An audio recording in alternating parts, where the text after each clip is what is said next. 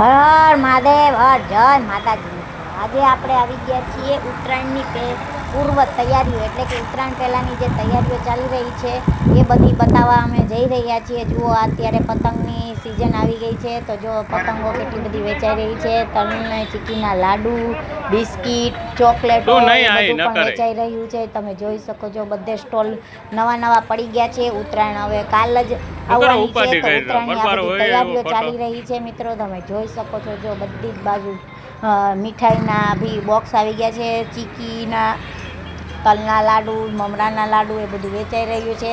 પતંગો વેચાઈ રહી છે, ફિરકી વેચાઈ રહી છે. તમે જોઈ શકો છો, જો બધા પતંગના સ્ટોલ લાગી ગયા છે બધે. મિત્રો, ઉત્તરાયણનું મહત્ત્વ શું છે એ પણ હું તમને થોડું ઘણું, મારી પાસે જેટલી માહિતી છે એ પણ હું તમને જણાવીશ અને તમને આ બધું બતાવીશ તૈયારીઓ પણ, કે જો કેટલા બધા સ્ટોલ લાગેલા છે પતંગના, એ તમે જોઈ શકો છો. ઉત્તરાયણ એ અવકાશમાં સૂર્યની એક સ્થિતિ છે. ઉત્તરાયણના દિવસે સૂરજ માથાની સીધી દિશાથી એકદમ દક્ષિણ દિશા તરફ હોય છે.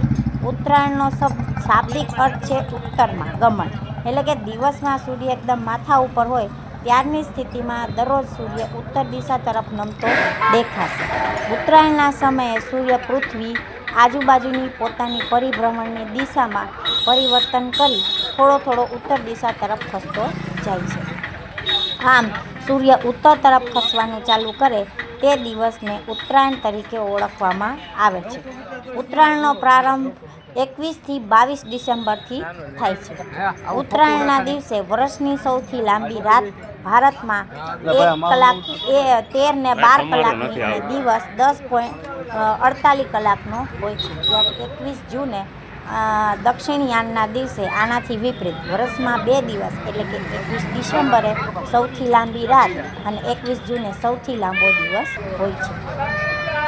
સૂર્યના કિરણો દક્ષિણ ગોળાર્ધ પર સીધા પડતા હોવાથી ઉત્તર ગોળાર્ધમાં લાંબી રાત્રિઓનો સમય હોય છે. જુઓ મિત્રો, તમે જોઈ શકો છો, બધે ટોપીઓ વેચાઈ રહી છે, માસ્ક વેચાઈ રહ્યા છે જુદા જુદા, એ તમે સ્ટોલમાં જોઈ શકો છો. જુઓ, ઘણી બધા અવાજ કરવાના સાધનો પણ વેચાઈ રહ્યા છે, ઘણા બધા ફુગા અને ઘણું બધું વેચાઈ રહ્યું છે. તમે જોઈ શકો છો, નવી બજારમાં જે પણ આઈટમ આવી છે એ બધું વેચાઈ રહ્યું છે. તમે જોઈ શકો છો, બધા નવા પતંગના, જો તમે ઢગલા મોઢે પતંગોના ઢગલા થઈ ગયા છે એ પણ જોઈ શકો છો. જો ઘણા બધા પતંગોના ઢગલા, લોકો પતંગો લે છે, ફિરકી લે છે, ફિરકી જો માંજો પાય છે દોરામાં, એ બધું તમે જોઈ શકો છો. જો અત્યારે ચાલુ જ છે કામ, એ બધી તૈયારીઓ ચાલે.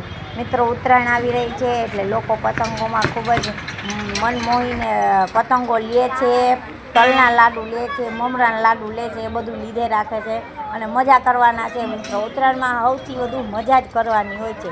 એ ટેરેસ ઉપર ચડી જવાનું, એક બાજુથી ગીતો ચાલતા હોય, ડીજે ચાલતું હોય અને પતંગો ચગાવવાની બધાને મજા આવે છે. મિત્રો, ઉત્તરાયણ એટલે મજા કરવાનો દિવસ છે. નાના છોકરાઓથી માંડીને મોટા બધા લોકોને ઉત્તરાયણ કરવાની બહુ જ મજા આવે છે, કારણ કે બધા લોકો ટેરેસ ઉપર ચડી જાય છે અને ઉત્તરાયણમાં પતંગો ચડાવવાની બધાને મજા આવે છે. લોકો એકબીજાની પતંગો કાપે છે, હલ્લા કરે છે, મસ્તી મજાક કરે છે અને મજા કરે છે. મિત્રો, સાંજ સુધી બધા લોકો ઉત્તરાયણમાં મજા જ કરતા હોય છે. આજુબાજુમાં એકબીજાની પતંગો કાપે છે, મજા કરે છે, મસ્તી કરે છે અને રાત્રે પણ લોકો તુક્કલ ચડાવે છે, કે જે લાઇટવાળું આવે છે એ તુક્કલ ચડાવીને પણ લોકો એની પણ મજા માણે છે. મિત્રો, તમે જોઈ શકો છો, માસ્ક, પતંગો, ફિરકીઓ એ બધું જ અત્યારે વેચાઈ રહ્યું છે. મિત્રો, મકર સંક્રાંતિ એ ઉત્તરાયણથી અલગ હોય છે. સૂર્ય એક રાશિમાંથી બીજી રાશિમાં સ્થળાંતર કરે તેને સંક્રાંતિ કહે છે. આ પ્રમાણે વર્ષમાં કુલ 12 સંક્રાંતિઓ થાય છે, પરંતુ સૂર્ય ધનુ રાશિમાંથી મકર રાશિમાં સ્થળાંતર કરે છે ત્યારે મકર સંક્રાંતિ શરૂ થાય છે, જે 14 જાન્યુઆરીની આસપાસનો સમય હોય છે. એટલે આપણે એને જે 14 જાન્યુઆરી આસપાસનો સમય હોય છે, એટલે ઈસવીસન 2016ના જાન્યુઆરી મહિનામાં ખગોળીય દ્રષ્ટિએ મકર સંક્રાંતિ 14 જાન્યુઆરીને બદલે 15 જાન્યુઆરીના દિવસે હતી. તો મિત્રો, આપણે એ સૂર્ય મકર રાશિમાં પ્રવેશ કરે એટલા માટે આપણે એને મકર સંક્રાંતિ પણ કહે છે, કારણ કે ઉત્તરાયણને એક બીજી રીતે મકર સંક્રાંતિ પણ કહેવાય છે. લોકો મકર સંક્રાંતિના દિવસે પણ પતંગ 14 જાન્યુઆરીની આસપાસ આ સૂર્ય આ રીતે મકર રાશિમાં સ્થળાંતર કરે છે, એટલા માટે એને આપણે 14 જાન્યુઆરી ઉત્તરાયણ પણ કહે છે અને મકર સંક્રાંતિ પણ કહેવાય છે. આના સમયે સૂર્ય પૃથ્વી આજુબાજુની પોતાની પરિભ્રમણની દિશામાં પણ પરિવર્તન કરી થોડોક ઉત્તર દિશા તરફ ખસે છે. આમ સૂર્ય ઉત્તર તરફ ખસતો હોવાથી આ દિવસને ઉત્તરાયણ તરીકે પણ ઓળખવામાં આવે છે. તો મિત્રો, ઉત્તરાયણની મકર સંક્રાંતિ એ દિવસે જ્યારે તમામ ઉંમરના લોકો હૃદયમાં ખુશી અનુભવતા સુંદર સુંદર વસ્ત્રો પરિધાન કરી વહેલી સવારથી જ પોતાના ઘરની છત ઉપર અગાશીઓ ચડી હર્ષ અને ઉલ્લાસભેર પતંગ ઉડાડવાનો આનંદ માણે છે. અને આખો દિવસ કાયપો છે એ લપેટ એ કાંટા એવી જેવી ચીકિયારીઓ કરે છે અને આકાશને ઇન્દ્રધનુષની માફક રંગબેરંગી પતંગોથી છવાઈ દે છે મિત્રો. અને આ મિત્રો, ઉત્તરાયણમાં આપણે મજા તો કરવાની, મસ્તી તો કરવાની, પતંગો ચડાવવાના, ગીતો સાંભળવાના, તલની ચીકીઓ, મમરાની ચીકીઓ બધું ખાવાનું. પણ સાથે સાથે એ વસ્તુની ધ્યાન રાખવાનું કે મિત્રો, આપણા પક્ષીઓનું પણ આપણે ધ્યાન રાખવાનું. આપણે પતંગો ઉડાડવાની, તેની સાથે સાથે પક્ષીઓનું પણ ધ્યાન રાખવાનું કે પક્ષીને દોરા લાગી જાય નહીં, એ મરી જાય નહીં, એનું ખાસ ધ્યાન રાખવાનું. જો તમારી આસપાસ એવું કંઈ પણ થયું હોય તો એનું પણ ખાસ ધ્યાન રાખજો મિત્રો.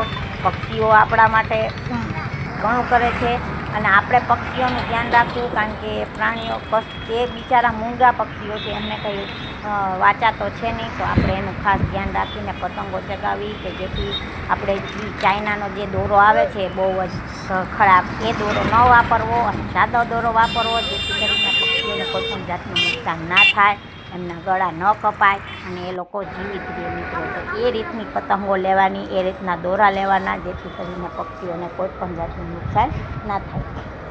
અને મજા મસ્તી તો કરવાની જ છે. ઉત્તરાયણ એટલે મજા મસ્તી કરવાનો જ દિવસ કહેવાય, કારણ કે ઉત્તરાયણમાં બધા એકબીજાના ઘરે જાય છે, ફ્રેન્ડ સર્કલોને મળે છે, મિત્રોને મળે છે, સગા સંબંધીઓને મળે છે અને એકબીજાના ટેરેસ ઉપર જાય અને ઉત્તરાયણના પતંગો ચગાવે, હલ્લા કરે, એ કાયપો છે એવી બધી ચીકિયારીઓ નાખે છે કે જેથી કરીને બધાને બહુ જ મજા આવે. જેની પતંગ કપાણી એના માટે એ શબ્દ બોલવાનો, એ કાયપો છે, અને લોકો મજા કરે છે મિત્રો. અને આ એક આપણો સારામાં સારો તહેવાર છે કે જેથી કરીને ગુજરાતમાં આ વાળો તહેવાર ખૂબ જ સારી રીતે ઉજવાય છે, કારણ કે ગુજરાતના લોકોને ઉત્તરાયણનું ખૂબ જ મહત્ત્વ છે. એટલા માટે એ લોકો ખૂબ જ સારી રીતે આ પતંગનો તહેવાર ઉજવે છે મિત્રો. ગુજરાતીઓ આ દિવસે તલની સાંકળી એટલે કે તલમાં અને ગોળમાંથી બનાવેલી ચીકી ખૂબ જ ખાય છે અને ખવડાવે છે. ગુજરાત રાજ્ય તેની સાંસ્કૃતિક વિવિધતા અને તહેવારો માટે જાણીતું છે. એ તો તમને ખબર છે. આ મકર સંક્રાંતિ એ બધા લોકો માટે મહત્ત્વના તહેવારોમાંનો એક છે. આ એક હળીમળીને સંયુક્ત રીતે આનંદ માણવાનો તહેવાર છે. આપણે વાત કરીએ એમ કે આપણે આ તહેવારમાં બધા સાથે મળીને તહેવાર ઉજવીએ છીએ, કારણ કે બધા ટેરેસ ઉપર સાથે જ ભેગા થયા હોય. જે લોકો એપાર્ટમેન્ટમાં રહેતા હોય એ લોકો તો બધા એક સાથે એક જ ટેરેસ ઉપર ભેગા થવાના છે અને બધા મોજ મસ્તી કરવાના છે. એટલે આ એક સાથે મળીને તહેવાર માણવાનો એક તહેવાર છે મિત્રો, કે જેથી કરીને એમાં બધા લોકો સાથે ભેગા થાય છે, હળે મળે છે, એકબીજાને ખવડાવે છે અને ખાય છે અને પાછો પતંગ પણ ઉડાડે છે મિત્રો. આખો દિવસ ટેરેસ ઉપર લોકો રહે છે, ગમે એવો તડકો હોય તો પણ માણસોને એ તડકો લાગતો નથી. મોઢા ઉપર ગોગલ્સ ને ચશ્મા અને ઉપર ટોપી ને કેપ ને પહેરીને બધા ઉપર ચડી જાય છે અને એ તારે પતંગો ચગાવે છે, મજા કરે છે મિત્રો. લોકો આખો દિવસ, જો મેં કીધું પતંગ ઉડાડવાની કલાનું, અન્ય ઉડતી પતંગોને કાપીને પ્રદર્શન પણ કરે છે મિત્રો. આ ઉત્તરાયણમાં એક પ્રદર્શન પણ હોય છે, કોમ્પિટિશન પણ હોય છે કે કોણ સૌથી વધારે પતંગ ચગાવી શકે છે, જેની પતંગ કપાતી નથી કેટલી ઉડે સુધી એ પતંગ ચગાવી શકે છે, એની એક કોમ્પિટિશન પણ થાય છે, જેને કાઇટ ફેસ્ટિવલ કહે છે, કે જે ગાંધીનગરમાં એ આ કાઇટ ફેસ્ટિવલ દર વર્ષે ઉજવાય છે મિત્રો. એ નરેન્દ્ર મોદી જ આ એક કાઇટ ફેસ્ટિવલ ઉજવે છે કે જે 4 કે 5 દિવસનો પ્રોગ્રામ હોય છે, કે એમાં બધી જાત જાતની લોકો ક્યાંયથી મોટી પતંગો લઈને આવે છે અને એ પતંગો ત્યાં ચગાવે છે અને એ ફેસ્ટિવલમાં ભાગ લે છે, કોમ્પિટિશનમાં ભાગ લે છે. જોઈ શકો છો મિત્રો, જો કેટલી રંગબેરંગી અને કેટલી સુંદર મજાની પતંગો આવી ગઈ છે. જો ફિરકી આવી ગયા છે, માંજા આવી ગયા છે, દોરો અને લોકો માંજો પાય છે અને સારી મજાની જો રંગબેરંગી પતંગો આપણે આવી ગઈ છે અત્યારે બજારમાં, અને લોકો પતંગોનું ખૂબ સારી રીતે ખરીદી કરે છે. અને જો એની સાથે સાથે માસ્ક, અવાજ કરવાના જે કંઈ પણ સાધનો છે એ પણ બધું લે છે.